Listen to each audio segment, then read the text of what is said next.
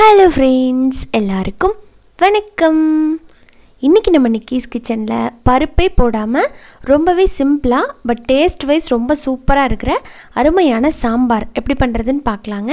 இப்போ நம்ம தெருவோர கடைகள்லாம் பார்த்திங்கன்னா இட்லிக்கு இந்த சாம்பார் தான் கொடுப்பாங்க. ஏன்னா அவங்களுக்கு பருப்பெல்லாம் சேர்த்து பண்ணினாங்க அப்படின்னா லாபம் பெருசாக கிடைக்காது. ஏன்னா கம்மி ரேட்டில் தான் நமக்கு கொடுக்குறாங்க இல்லைங்களா, அதனால்.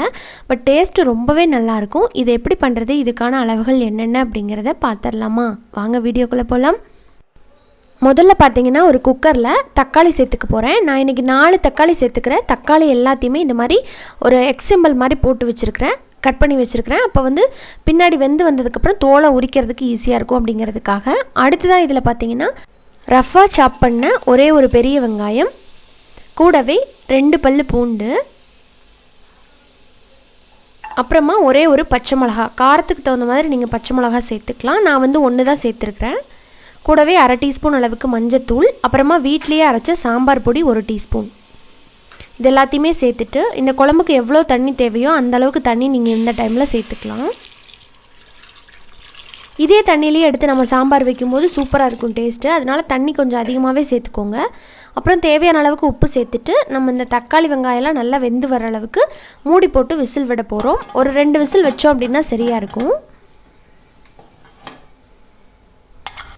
இப்போ வந்து ப்ரெஷர் ரிலீஸ் ஆகிருக்கு, பார்க்கலாம். வாவ், நல்லா வெந்து வந்திருக்கு. இப்போ பார்த்திங்களா அந்த தக்காளியோட தோல் வந்து தனியாக பிரிஞ்சு வந்திருக்கு. உங்களுக்கு எடுக்கிறதுக்கு ஈஸியாக இருக்கும், அதுக்காக தான் இந்த மாதிரி பண்ணணும். எடுத்துட்டு நல்லா ஆறுனதுக்கப்புறம் நைஸாக அரைச்சி வச்சுட்டு அந்த தண்ணியை கலந்து உள்ளே எடுத்து வச்சுக்கோங்க. அடுத்ததான் இதுக்கு ஃப்ரெஷ்ஷாக ஒரு மசாலா ரெடி பண்ணிக்கலாம். ஒரு ஃப்ரை பேனில் 1 டேபிள் ஸ்பூன் அளவுக்கு மல்லி சேர்த்துக்கிறேன், வரமல்லி. அப்புறமா 1 டீஸ்பூன் அளவுக்கு சீரகம், 1 டேபிள் ஸ்பூனுக்கு 1 டீஸ்பூன் போட்டிங்கன்னா சரியாக இருக்கும். கூடவே ஒரு 1/2 டீஸ்பூன் மட்டும் வெந்தயம் சேர்த்துக்கலாம். அப்புறம் தேவையான அளவுக்கு காஞ்ச மிளகா, உங்கள் காரம் எவ்வளவோ அவ்வளவுக்கு மட்டும் நீங்கள் காஞ்ச மிளகா போட்டுக்கோங்க. போட்டுட்டு இதிலிருந்து ஒரு நல்ல வாசம் வரும் இல்லைங்களா, லைட்டாக கலர் மாதிரி, அது வரைக்கும் நீங்கள் இதை வந்து வறுத்துட்டு இதை ஆற விட்டு நல்லா நைஸாக பொடி பண்ணி எடுத்துக்கோங்க. இந்த சாம்பாருக்கு நல்ல வாசம் கொடுக்கும் இந்த பொடி.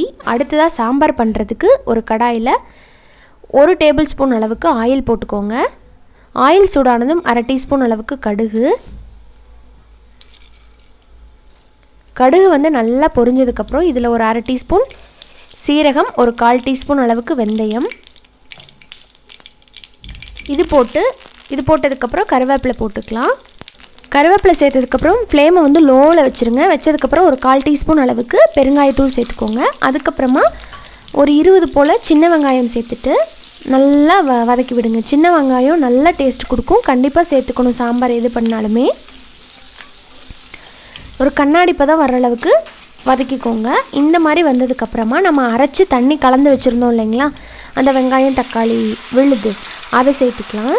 தண்ணி வந்து நான் எக்ஸ்ட்ரா கலக்கல, அந்த வெந்ததுக்கப்புறம் உள்ளே இருந்தது பார்த்திங்களா, அந்த தண்ணியை தான் நான் கலந்துருக்கேன். அது எல்லாத்தையுமே சேர்த்துட்டு இதை நல்லா கொதிக்க விட போகிறோம். பார்த்திங்களா, இந்த மாதிரி நல்லா கொதிச்சிட்ருக்கும்போது இந்த சாம்பாருக்கு எவ்வளோ உப்பு தேவையோ அந்த அளவுக்கு இப்போ சேர்த்துக்கோங்க.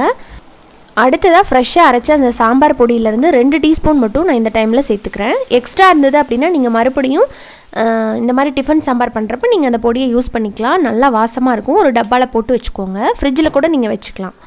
இப்போ இதை சேர்த்ததுக்கப்புறமா அடுத்ததாக பார்த்திங்கன்னா இந்த குழம்புக்கு நல்லா திக்னஸ் கொடுக்கறதுக்காக 2 டேபிள் ஸ்பூன் கடலை மாவு எடுத்து 1 கப் தண்ணி கூட நீங்கள் சேர்த்துக்கலாம். 1 கப் தண்ணியில் கட்டி இல்லாமல் கலந்து எடுத்து வச்சுருக்கிறேன். இப்போ அதை சேர்த்துக்க போகிறோம். சேர்த்த உடனேவே இது நல்லா திக்காயிரும். ஸோ இப்போ பார்த்திங்கன்னா உங்களுக்கு தெரியும், சடனாகவே நல்லா திக்காயிருச்சு. ரொம்ப திக்காயிருச்சு அப்படின்னா இந்த டைமில் உங்களுக்கு எவ்வளோ தண்ணி தேவையோ அதை சேர்த்துக்கோங்க. மறுபடியும் அப்புறமா சேர்க்கக்கூடாது. கொதிச்சு வந்ததுக்கப்புறம் இந்த டைம்லேயே நீங்கள் சாம்பாருக்கு தேவையான அளவுக்கு தண்ணி சேர்த்துக்கணும். அப்படி இல்லைன்னா டேஸ்ட்டு மாறி போயிடும். சேர்த்துட்டு மறுபடியும் இதை ஒரு கொதி, அந்த கடலை மாவோட பச்சை வாசம் போகிற அளவுக்கு ஒரு கொதி விட்டுருங்க. இப்போ பாருங்கள், இந்த மாதிரி விட்டதுக்கப்புறம் ஒரு கைப்பிடி அளவுக்கு மல்லித்தலை வந்து நல்லா வாசம் கொடுக்கும். அதை வந்து சேர்த்துட்டு நல்லா மிக்ஸ் பண்ணி விட்டு ஆஃப் பண்ணிங்கன்னா சூப்பரான வாசனையோட நம்மளோட டிஃபன் சாம்பார் பருப்பே போடாமல் அட்டகாசமாக ரெடி ஆகிடுச்சு. ஸோ கன்சிஸ்டன்சி பார்த்திங்கன்னா நல்லா கரெக்டாக வந்திருக்கு. ரொம்ப திக்காகவும் இல்லாமல் ரொம்ப தண்ணியாட்டவும் இல்லாமல் நார்மலாக நம்ம பருப்பு போட்டு செய்கிற அதே கன்சிஸ்டன்சியில் இருக்குது பாருங்கள். சூப்பராக இருக்கும்.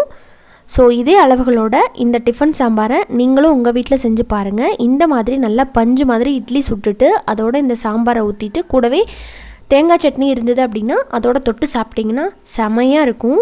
ட்ரை பண்ணிவிட்டு சொல்லுங்கள். இந்த வீடியோ உங்களுக்கு பிடிச்சிருந்ததுன்னா நம்ம சேனலை சப்ஸ்கிரைப் பண்ண மறந்துடாதீங்க. அதோட உங்கள் ஃப்ரெண்ட்ஸ் அண்ட் ரிலேட்டிவ்ஸோட ஷேர் பண்ணிக்கோங்க. இன்னொரு இன்ட்ரெஸ்டான ரெசிபியோட உங்களை சீக்கிரமாக வந்து மீட் பண்ணுறேன். அது வரைக்கும் நன்றி, வணக்கம்.